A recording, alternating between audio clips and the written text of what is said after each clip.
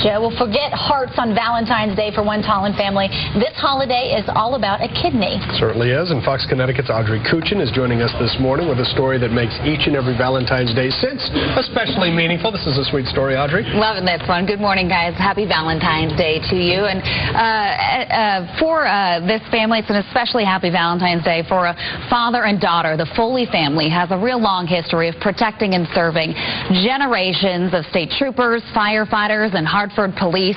10 years ago, on Valentine's Day, Trooper Karen O'Connor was able to step up to protect and serve her own father, Trooper John Foley, saving his life with her donation. Here's their story.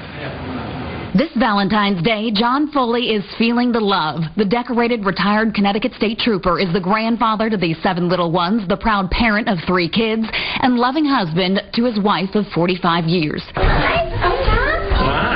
But 10 years ago, this would have been a difficult scene to imagine. It gives you a whole new life. You know, I was at a point where I don't know how long my kidneys were going to last. Foley was on dialysis. His health was declining. Years of diabetes took a toll on his kidneys. Operating at just 15%, they were shutting down. The only hope for long-term survival, a kidney transplant. The only fit for his type O blood, a type O relative with the right bill of health. Karen turned out to be the best match.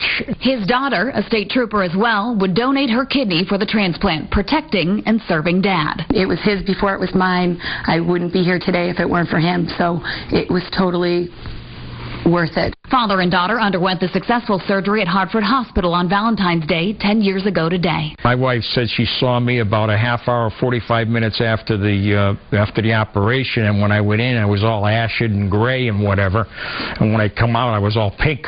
People say to me all the time, it was such a great gift that you gave your dad. I have to honestly say that the gift was truly mine. Any suffering I went through initially, it was worth it times 10 to see him spend the last 10 years with 7 grandchildren and enjoy them. So really the gift is mine. But if you ever get a chance to donate, I mean, it's a wonderful, wonderful gift. There's no doubt about it.